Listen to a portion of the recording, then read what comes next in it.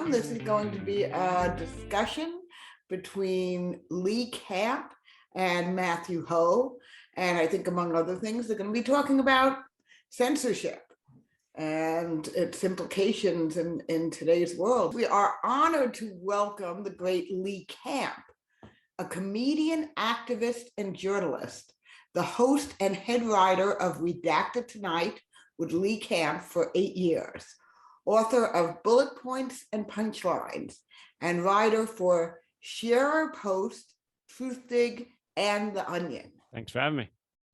And, you know, I've always wanted to ask somebody who writes for The Onion how you could do that in today's day and age. You mean reality has lapped satire? Is that what you're saying? Yeah. How does one actually do funny news stories that are satire like in the day and age you're living in? It does get pretty hard, honestly. I used to do at the end of every Redacted Tonight, I did something called Future Headlines that was Onion-esque, and except it was headlines happening in the future. And honestly, you know, half the time it was like I was trying to make fun of what would happen in the future, but it very well could have happened. Like, yeah, I mean, I'll tweet or I'll post or I'll say it, and I've been saying it since I used to read The Onion when it was like paper copy, you know, back 25 years ago or whatever. But this is the most honest source of journalism there is. I mean, they just had one the other day, not to get too far ahead of ourselves, but the headline was "No Ukrainians Hurt in Afghan Bombing." You know, I mean, just like the clarity of the truth in that statement about how Afghans continue to be slaughtered and we don't care, you know, because they're not trending right now, or they don't fit the narrative, or they don't have the right skin and hair color. Right. I mean, yeah, I mean, but the honesty that comes from the Onion is just always on. And then there's the headlines that people say could be Onion headlines, and they, you know, you have to tweet it out and go, I swear to God, this is in the Onion. Someone just reposted, maybe it was Alan McLeod just reposted, I think it was from a year ago, but it was a Raytheon tweet that said, "We've created the most environmentally friendly missiles." And it's reality. That's not the Onion. Exactly. Let me introduce Matthew Ho. Matthew Ho is a candidate for the 2022 North Carolina Green Party nomination for U.S. Senate. In 2009, Matthew resigned in protest from its post in Afghanistan with the State Department over the American escalation of the war. In 2010, Matthew was named the Ridenhour Prize recipient for truth-telling. Matthew's writings have appeared in online and print periodicals such as the Huffington Post, USA Today, the Wall Street Journal, and the Washington Post. He has been a guest on hundreds of news programs on radio and television networks, including CBS, CNN, Fox, MSNBC, the BBC, and PBS. And let me just first, you know, I can't hear you, but I know we are all clapping out there because it was an exciting discussion, and it's going to be a little shorter today just because Lee has but so much time and it's a very busy week for him. So for about 20 minutes, Matt and Lee are going to talk. Like I said, I believe that the issue of censorship in the press and the erosion of our First Amendment rights will come into this. And then there'll be some time for question and answer. So please leave your questions either in the chat or the Q&A section. And I will choose a few that I can ask. But like I said, we got to go a little bit shorter tonight. So anyways, enough from me. Lee, take it away. So you want me to start off with censorship, you said? Yeah, I think it's a subject that probably is on your mind these days. Yeah.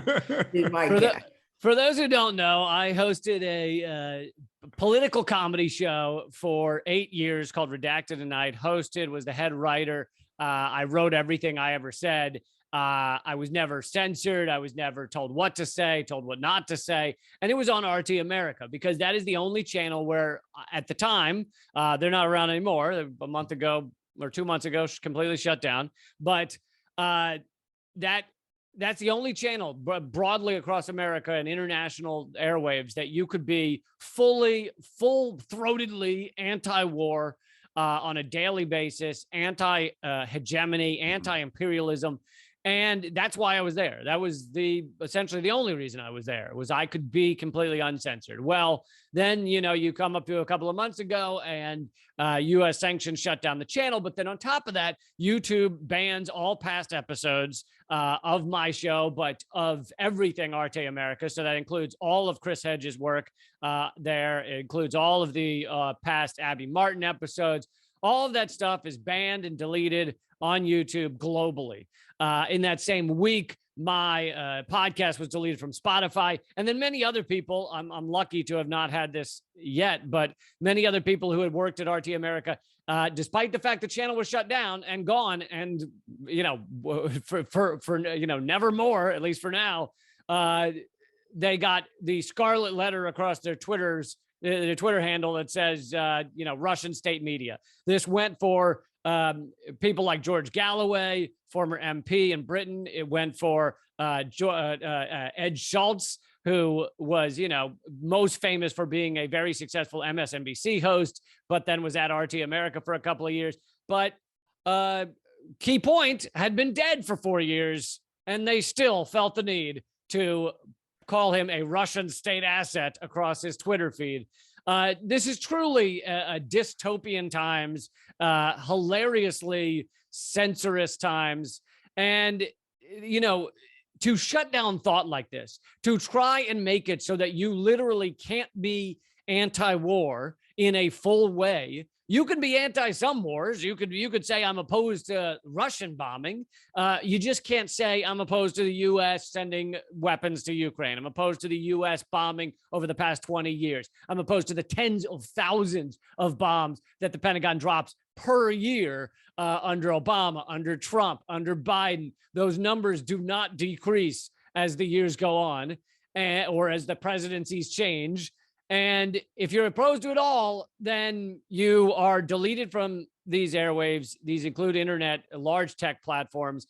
And it's a level of censorship that is truly repulsive, that I think we haven't seen in many years. I'm not going to say never before, because I know, you go back to World War I and things like that. You've got the socialist candidate Eugene Debs locked up in prison for a long while for being against the war and speaking publicly against the war. That was illegal back then. But I think after those moments, we look back on them and we go, well, thank God we're not that anymore. Excellent. Thank God we're not locking people up behind bars for being anti-war. Well, we're getting close. And, if you look at Assange, or you look at Stephen Donziger, we do lock people up for their speech or for being successful publishers and journalists. So, yeah, we have become kind of the monsters that we claim to be fighting with this so-called free country. Well, I'm not even sure. And thanks, Lee, for joining me, and everyone else who's on here tonight. I really appreciate it. And yeah, when you hear about all the things we supposedly stand for, and you witness what we're going through, and then you learn what we've been through, and you really do begin to think like it's all been one big propaganda campaign, or it's all being one nice big PR slogan, if propaganda is too harsh for a word, but which I don't think it is. I've been on RT consistently since 2010, never ran into any problems with it until around 2013, 2014.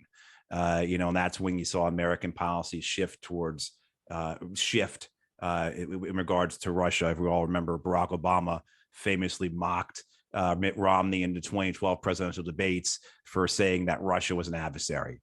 And then around 2013, 2014, U.S. policy shifted quite dramatically. And but I mean, I never experienced, I would go on to RT, particularly two things I want to say about. One is when I would go on, I would talk about the war in Afghanistan or Iraq or the war in Syria, particularly after Russia entered the war in Syria. And I would lump what the Russian Air Force was doing alongside what the American Air Force and the American Navy were doing.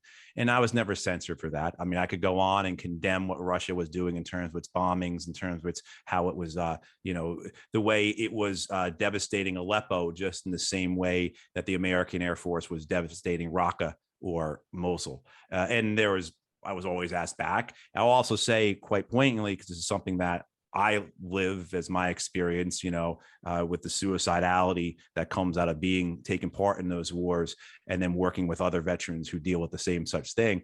RT was almost the only news outlet that I could consistently go on to talk about veteran suicides and talk about it from someone who's experiencing it to someone as a lay expert on it, as someone who understands the literature and the research and can go on. And so I was always grateful to RT for that. And the people I met and worked with, it wasn't like you go into the DC studio and it was just it wasn't like it was a Rocky and Bullwinkle cartoon, with Boris and Natasha running around. Yeah. No, it was all Americans working in there, Yeah. It was and really it was about It was about 95% Americans, and it was the most diverse workplace. Oh. Every age, color, creed, right wingers, left wingers.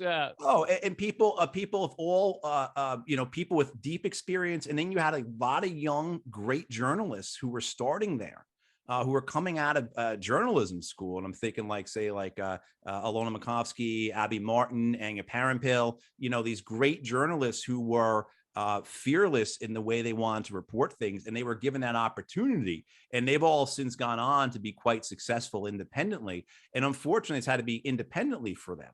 Right. So, with you, what I wanted to ask is if you want to talk about what's next steps for you, because everyone who's on here, for the most part, knows who you are and are big fans of you. And I think everyone I talk to, there's a concern, right, that what happens next to people like Lee. And so if you want to say kind of what you want to do next, but also too, I look back and I also want to say this as well. And I said this to you last week when I did your show. George Carlin will be very proud of you. Lenny Bruce would be very proud of you. So just to you don't have to respond to that, but behind me I want to make sure I say that though. Behind me here, I got Bill Hicks. So. Okay. Yeah. Right. I mean, where you are in terms of what you do and who you influence, but how is this affecting you and Eleanor and personally, if you don't mind talking too much about that, because people are very concerned about that.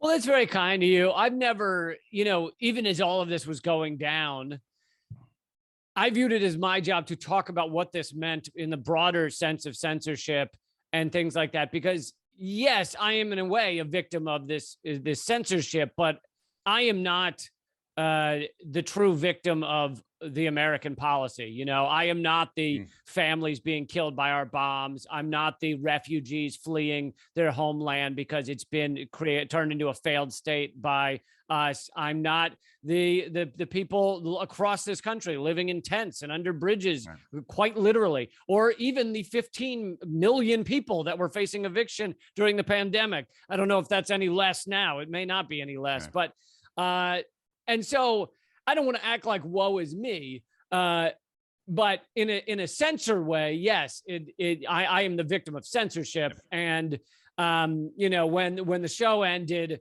I immediately created a Patreon, which I don't love doing. I don't love having to ask fans to pay for any of my content, but we're getting to a point where it is the only way that a creator, content creator who does not want to be part of the corporate American mindscape that says you have to support all our wars, you have to pick one side, the red or the blue team, that is it, and everything they do is right, and everything the other team does is wrong.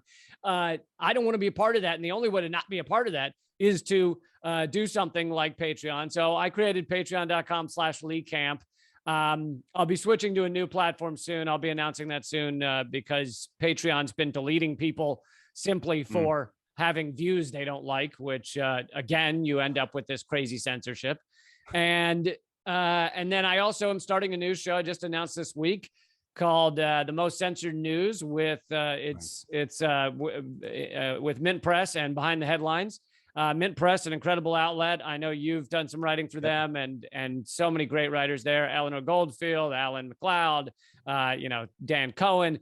And so they're having a fundraiser right now. And if that goes successfully, then I'll be starting a show, hopefully in a month, an online show. So it'll never be, exactly what Redacted Tonight is. But luckily, unlike all of the other comedy news hosts on television nowadays, I write all my own stuff. So the passion, the topics, the issues, and the points of view will all remain the same. So I just had popped in my head. I don't know how big of a Adam Sandler fan you were, but as a teen, I was a huge Adam Sandler. Right, and so what's the one where he goes back to school? The movie. I don't know why I'm blanking.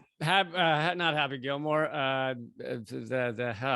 Anyway, the point I'm getting to Billy is Madison, right? Billy Madison. Thank you. But as you're talking about this, and as you're saying, you've got. It's funny. It's funny you say back to school because he modeled his movies basically after Rodney Dangerfield movies, and Rodney Dangerfield's movie was called Back to School. That makes. I remember going as a kid with Ron Shuddy and his dad to go see Back to School. So how like revelatory that was to me. Like right. This is what I was probably 12. This is what college is going to be like. Holy shit, But the point of Billy Madison reference before we lose everybody here. The idea is that does this backfire on those who are trying to censor you, right? Because as you all create these we have the technology, as these platforms are developed, as we're able to get to people without having to use a giant radio transmitter on top of the tallest building in the city to talk to people, or have a warehouse that has a printing press the size of a football field. We don't need to do that. We haven't had to do that for 30 years, and as it matures, I just had in my head, people not familiar with Billy Madison, he goes back to school. He has to repeat all his grades. So he's like a 25-year-old guy in third grade. He goes out there and the kid throws a dodgeball at him and he catches the dodgeball. And he says, "You all made a big fucking mistake." Right. And then he just goes and kills all the kids with a dodgeball. Right. A 25-year-old kid just beating the hell out of kids. But that popped in my head as you were talking about what you're doing with Mint Press. By censoring people like you, by pushing you guys out, by saying, okay, you have to create it yourselves now. You're no longer tied to any type of foundation or any type of structure. Have they made a big mistake? Yeah, I think there's a potential for that. I am very hopeful that we can build up these alternative platforms. And, there's a long list of them that have either started or are getting started, like Panquake and Rockfin and various other things. And I think we do have to build up those alternatives that can't be censored. And I think you're right that it does allow me to be even more unleashed. I mean, I was unleashed before because RT never censored me. So I was saying everything I wanted to say, but now I can, run out on the streets. I can, they had to worry about whether you'd get your press credentials taken away if I went running through the halls of Congress, whether, RT would get sanctioned or something. So right. I don't have to worry about any of that anymore. And yeah, it does create even more freedom. But I do think that we're seeing a long arc of the internet, the information revolution. And by long, I actually don't mean that long. I mean, 15 years or whatever, because when the internet became fast and in every home was only, early 2000s. So, yeah. And the social media platforms really got going even later than that. So really you're talking like this prime window of, I don't know, to make up years, 2008 to 2015, maybe sure. 16 was when I got shadow banned on Facebook and none of my posts are really shown to people anymore.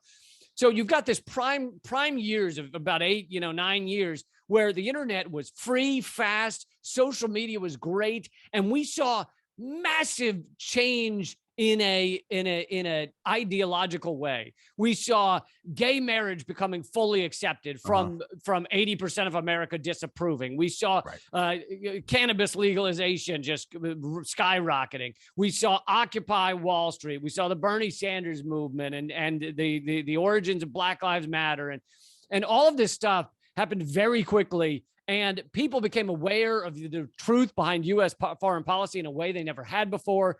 And, even just smaller issues. Like I remember one of the first videos I did that went viral was just telling people that the only trial that ever happened in America on the death of MLK found that James Earl Ray was not the killer, and that the killer was Lloyd Jowers combined with government agencies.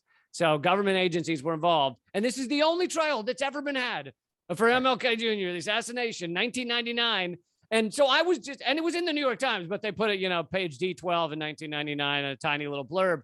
And just telling people that kind of thing was like, their mind was blown. And all this stuff just went viral in a way that they couldn't control. And I think Occupy and Bernie Sanders, and to some degree Trump, really made them realize we got to get this back in a box that we can control. And that's what we're seeing now. We've seen a brutal 4 years of censorship, of accusing anyone who's outside of the Overton window, outside of the allowable corporate thoughts, of being Russian, of being communist, of being a right-wing maniac, any of those things, of being a conspiracy theorist. And they're trying to control the thought process again, because they've lost the ability. They've lost the ability to have gatekeepers for our news, which they really had until the early 2000s.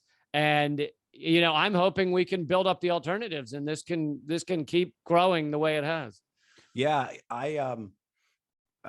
First of all, I want to remind people, if you have questions, please put them in the Q&A box, or in the chat as well. But I think Rose prefers the Q&A box. But I saw with the control when I first started speaking out against the war, and the way that the Pentagon, hired a communications firm to discredit me, and also too like a carrot and stick kind of thing, where they approached the television producers and the hosts and the reporters and said, "Hey, if Matthew Ho is a guy you want to work with, you're not a network or an outlet that we want to work with." Wow. And you saw, producers showed me this basically, like, if you keep talking to this guy, you're not going to get to go on a helicopter ride in Afghanistan with General McChrystal.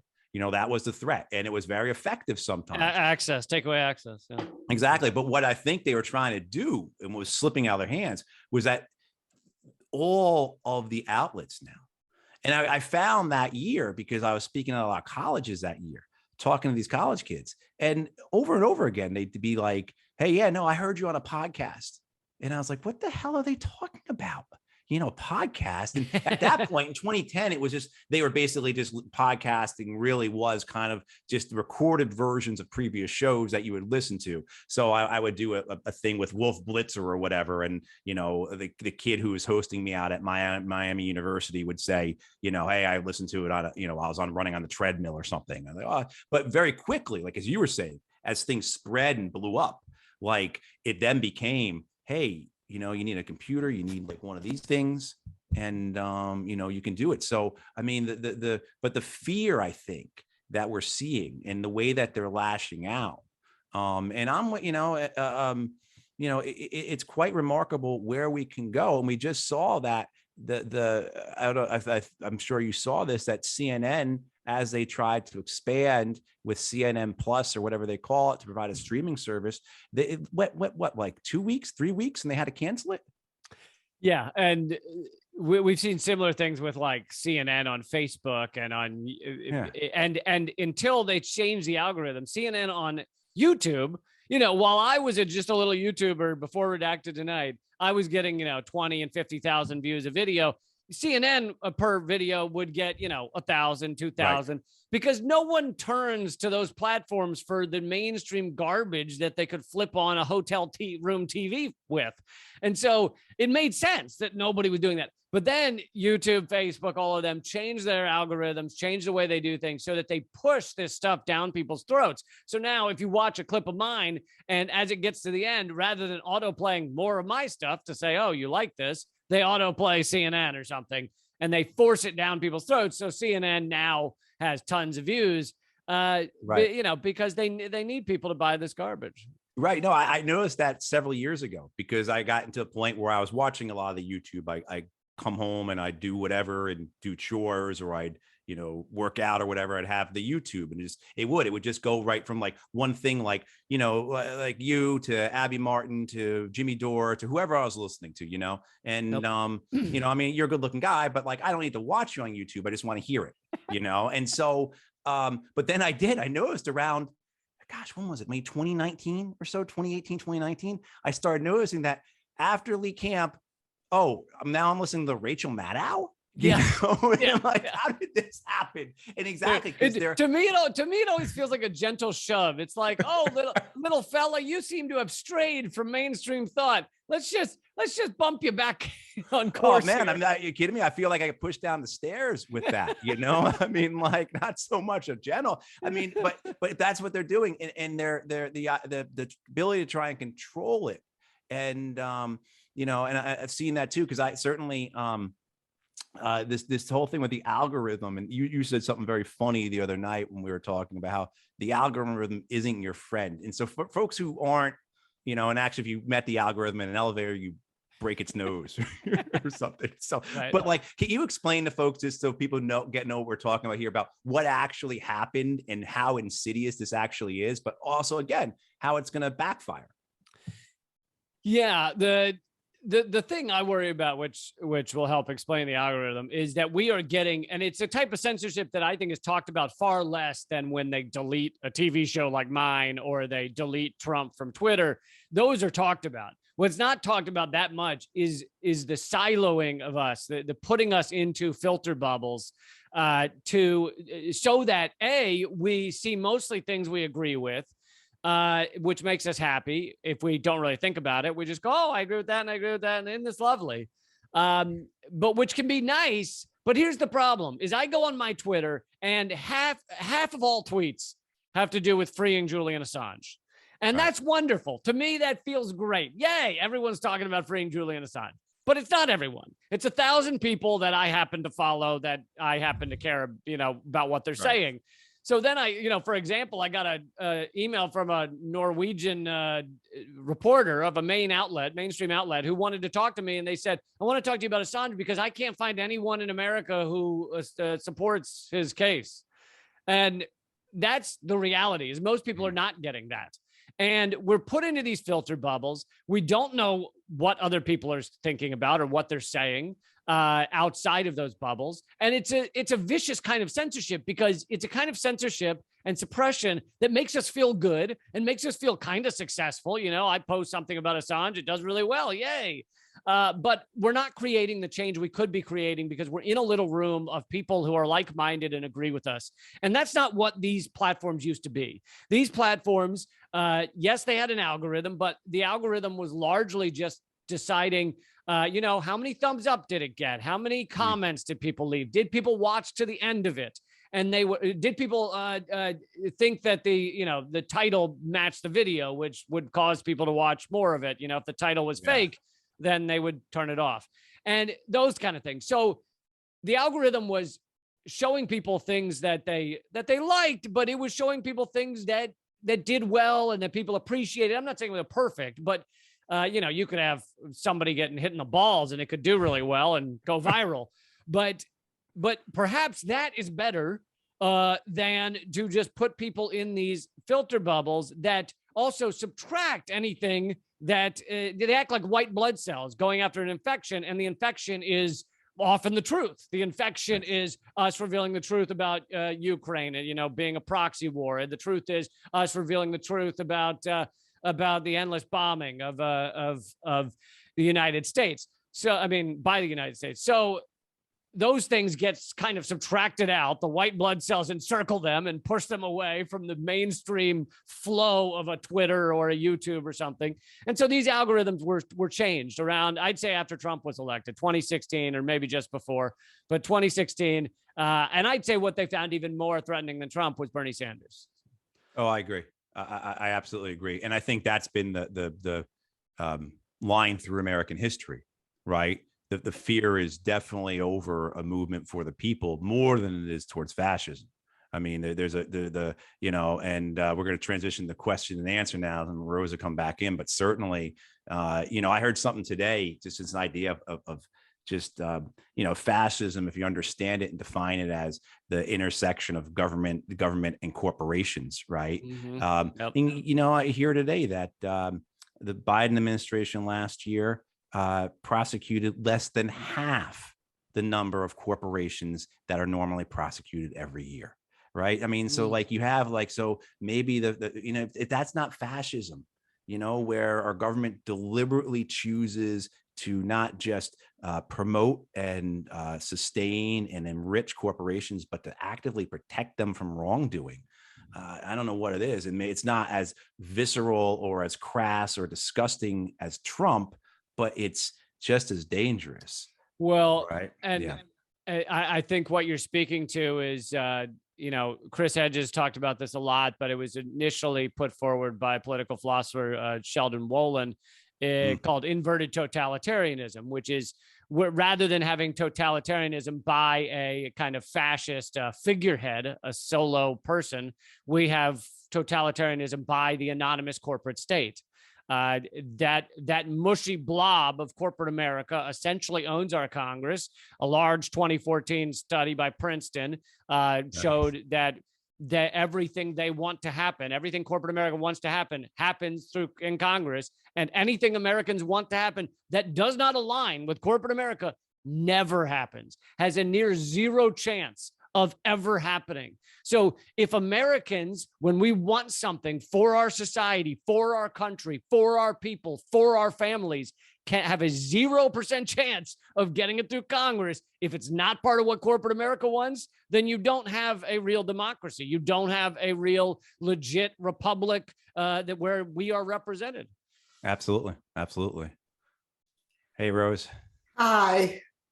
I normally don't just pop in, but I figure we're on limited time tonight. No worries. So this is more a comment than a question, but I think it's something you both could speak to. And I think it sort of fits with the theme of what you've been talking about. And this is from somebody who's anonymous.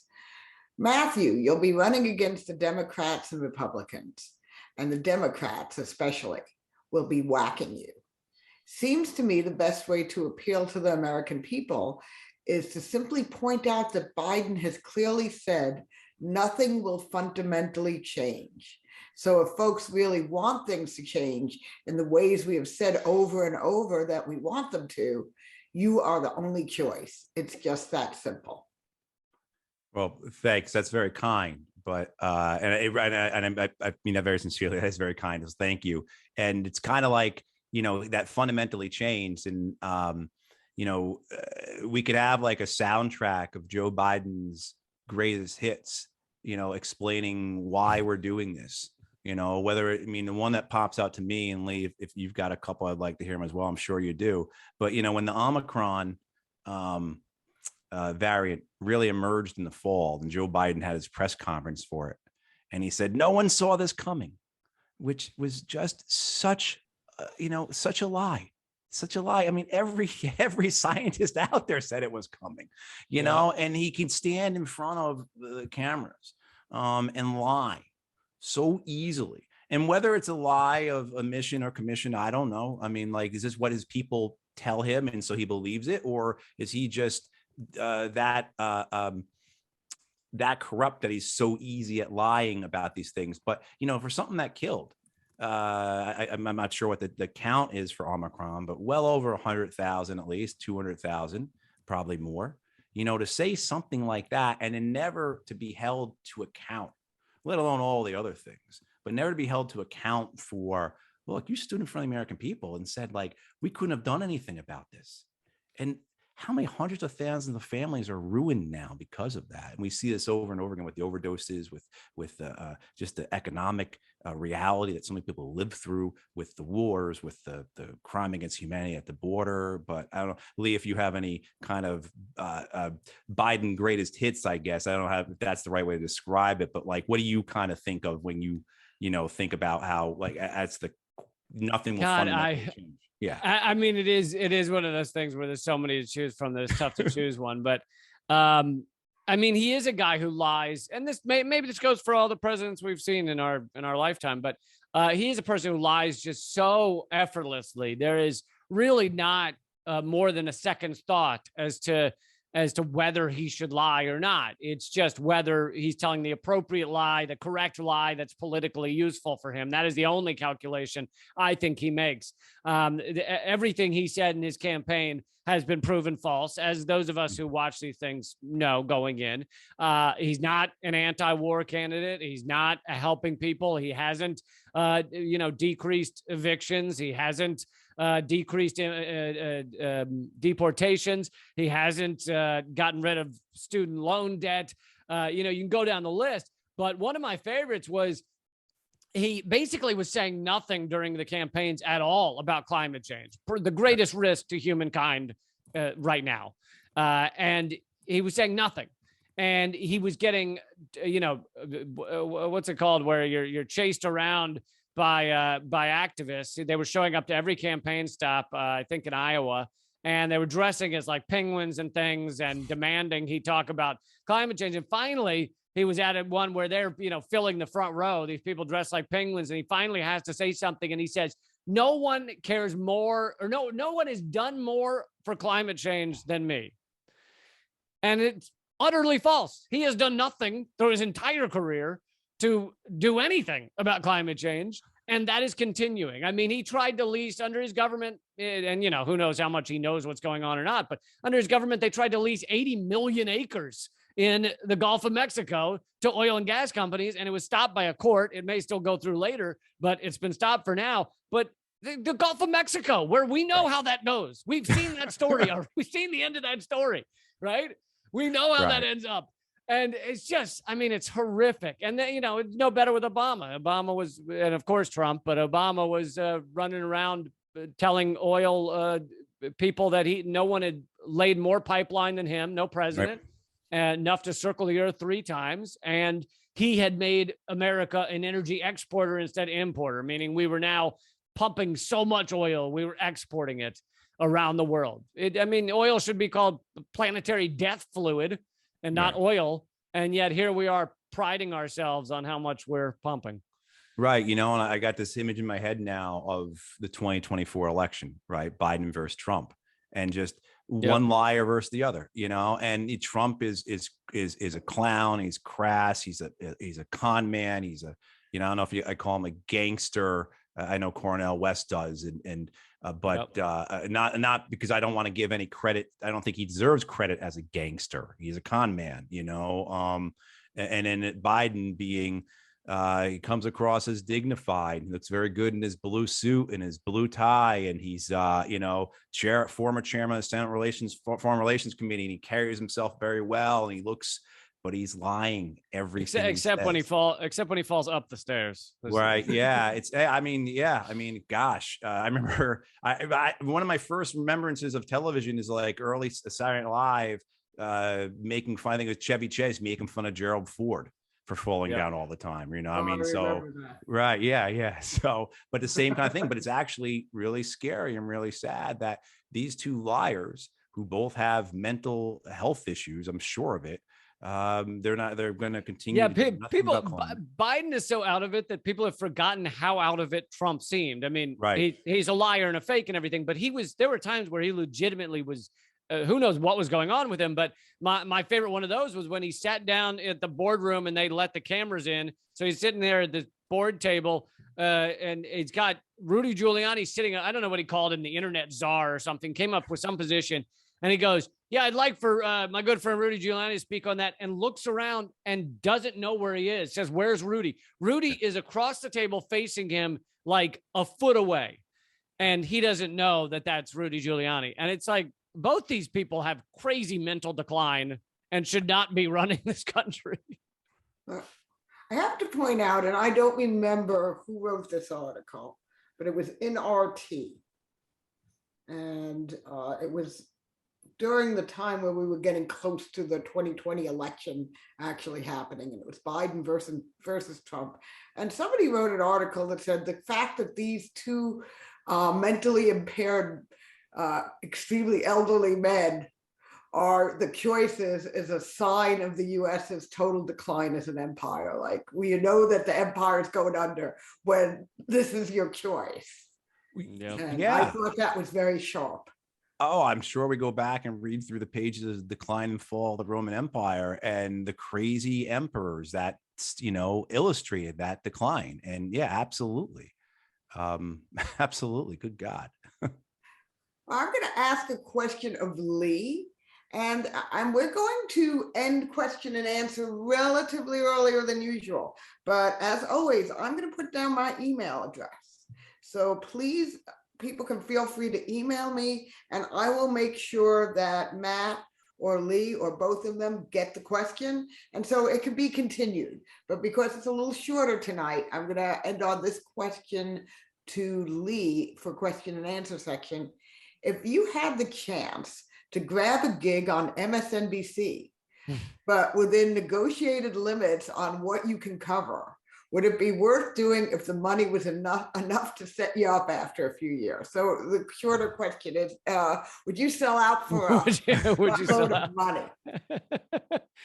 Yeah, no, I'm sorry, I wouldn't. But even if they hadn't even if MSNBC came to me and said, "Oh, we want you on the show," we want you to do a show, and they said, "Oh yeah, we won't restrict you," I would know the reality. Of course, they're going to restrict. That's their job. Their job is to be stenographers for the State Department, and they have no interest in political comedians that are outside of those allowable talking points or anyone else. And we've seen, career graveyards filled with people who tried to come out against war, or in Ed Schultz's case, just support Bernie Sanders and support healthcare. That was too much for MSNBC. I mean, people are just booted from those airwaves quickly when they reveal that they are opposed to U.S. belligerence. And it really shows you what these channels stand for, what's allowable on them. And yeah, no, I don't like money that much. I don't actually think it's that great. So yeah, what was the story with after they got rid of Phil Donahue on SNBC, went into a contract, I think, with Jesse Ventura. Yep. And they agreed to the contract, I think, and then they kind of presented him with, you can only talk about this, and you got to tone it down. Yeah, the way he described it was that they signed the contract. He was going to be their new tentpole show, I guess, after they've purged Phil Donahue for being opposed to the war. Yeah. And I don't know if they didn't do their reading or what happened, but they didn't know that Jesse was anti-war. So they're leading into Iraq, and they go to him. The way he describes it, they say, "Hey, are you able to change your opinion on this?" And he says, "No, I'm opposed to this war." And they end up paying him, according to him, upwards of $10 million just to get out of his contract, just to go away. They would rather eat that, $10 million supposedly, than have him be on and say not the narrative. And, I think this is a good point. Like, if you were to, someone was to do that with the history of everything we've seen with that particular network, say, but applies to everyone else and applies to the print as well, the Times, the Post, the Journal, but the history with that network, with Phil, with Jesse, then with Dylan Radigan, Crystal Ball, Cenk Uygur, Ed Schultz. Yeah, the way Dylan Radigan is a good example. The way he describes it, sorry, real quick, is that he had me on one time, but it was in his last 2 weeks where he knew he was leaving. But he describes it as they basically came to him and said, "Look, we're headed into the Obama-McCain election. You gotta, or Obama-Romney, I don't know, but you gotta pick a side. You gotta either you're with us or you're against us." And he didn't want to. He said, "I'm not for either of these clowns." So it was Obama-Romney, and I became pretty good friends with him. He was the first cable host to have me on a show. I went and I did the Today Show, and then I walked upstairs and I did his show. And I walk in and he just starts yelling at me. Are you telling me this is all about us funding the same warlords who are running the drugs, and it's a kleptocratic government, and we've seen this movie before, basically? And I was like, yeah. And he was like, right on, let's go tell everybody that. and then he had he had a couple of tantrums on television.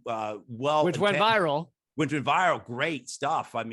And that was it. And I remember I remember reading in the paper that he had walked away from $2 million or something like that, because that was the deal. And because he wouldn't do what you said, how you described it, he wasn't going to choose a side.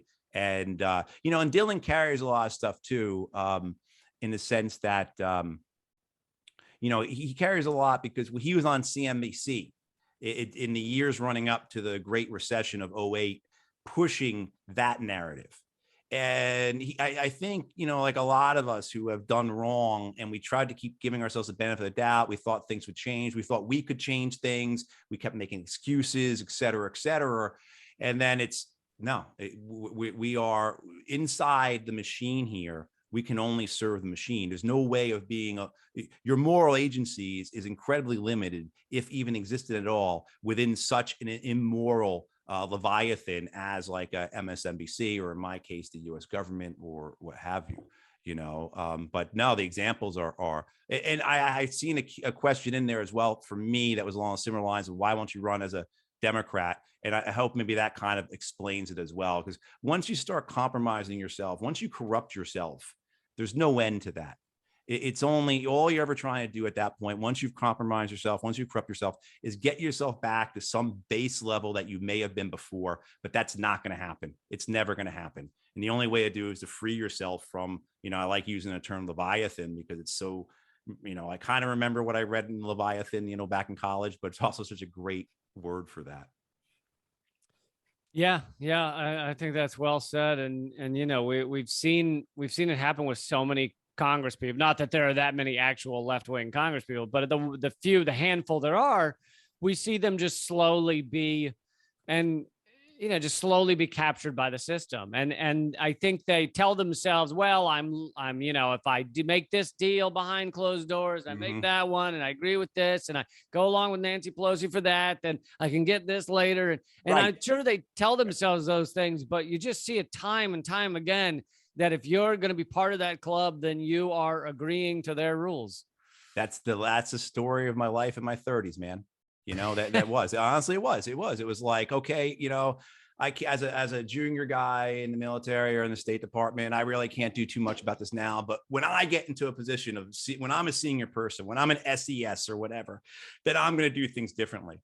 And you see it, you lie to yourself, you lie to yourself, and you try, and then it shifts, and it's like, well, I can't do anything personally, but I can do it for the people around me, and like, you just keep doing that. And then they put the golden handcuffs on you as well. Right. What was your true breaking point? Like, what was the hair that broke the camel's back?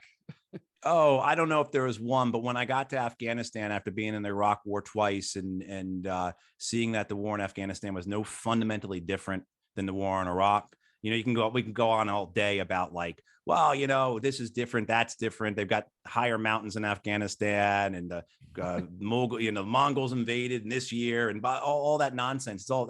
It's rubbish. It's, you're missing the proverbial forest for the trees. The only thing that mattered was that the United States was occupying and trying to subjugate a people. That's the only thing that mattered.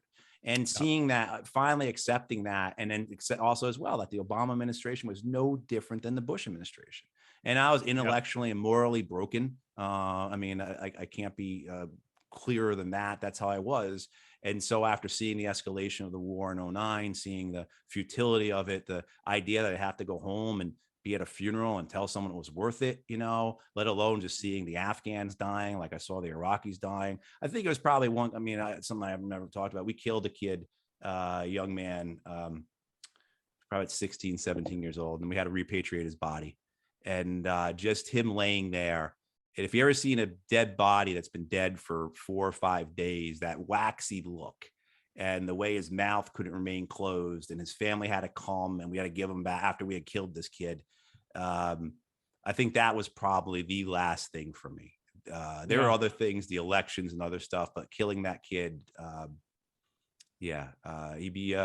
was 2009. He was 16 years old, 17 years old. So he'd be what now? He'd be 28 years old. He'd have kids of his own.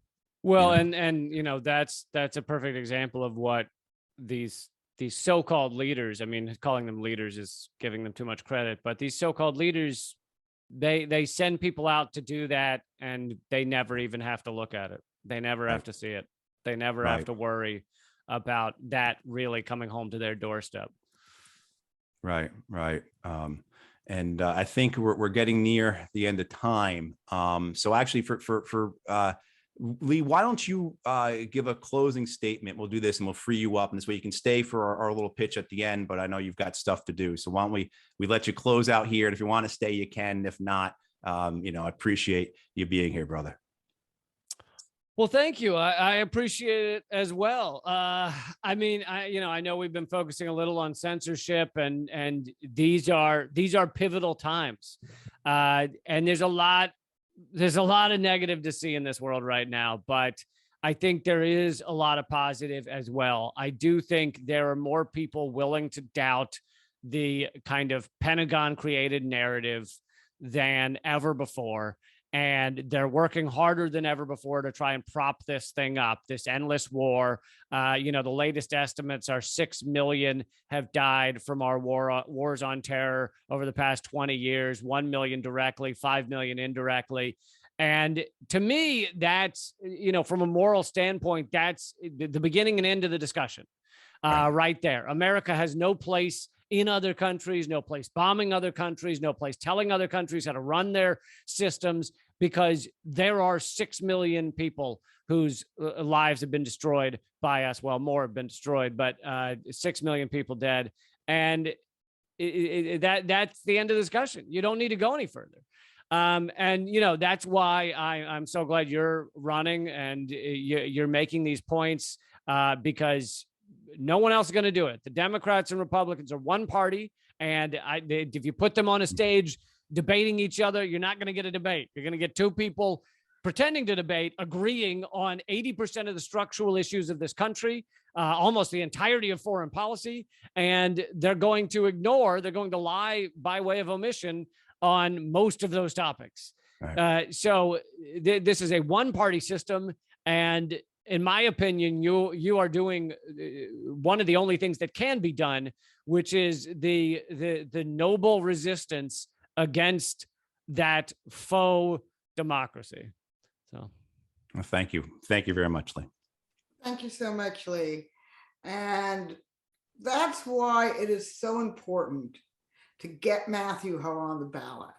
And we're getting closer. We are in our final weeks of the ballot access stage of this campaign. And I can't tell you how happy I am to be in the final weeks.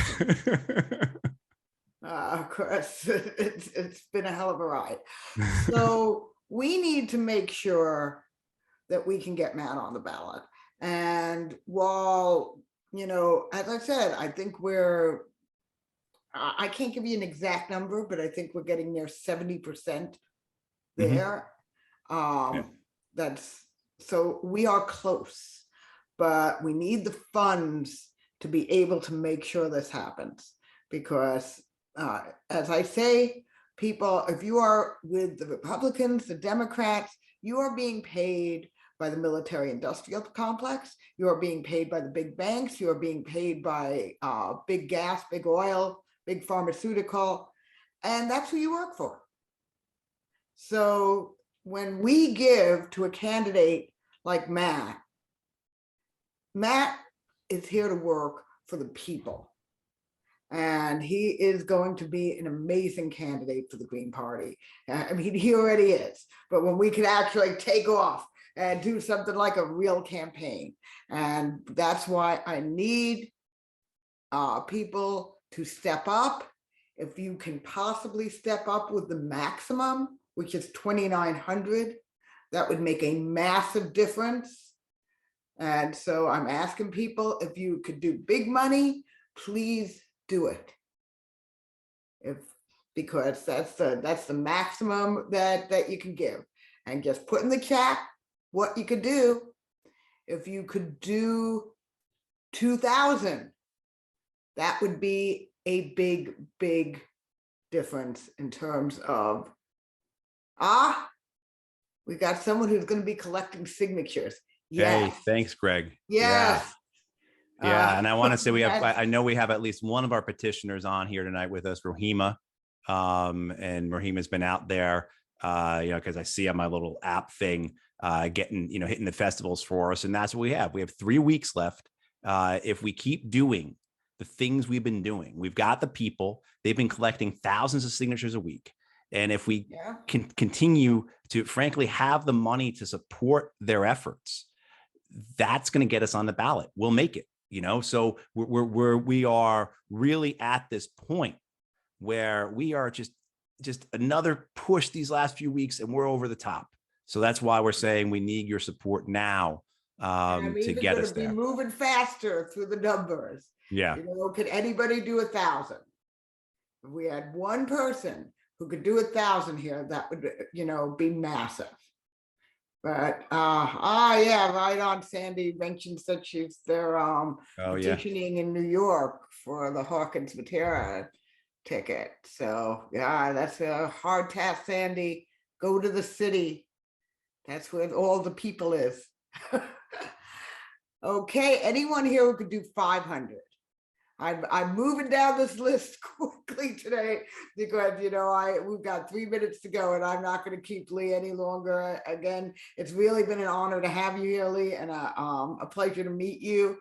But I don't want to keep anybody too long. No worries, and yeah, everybody. I really hope you support Matt. These are pivotal times. We're at a fork in the road. And, I've known Matt for a while now, and such an incredible person and such a hard fighter. And, he's seen the things that I hope none of us have to see. And that's why he's doing it. And, so if you're able to, please support him.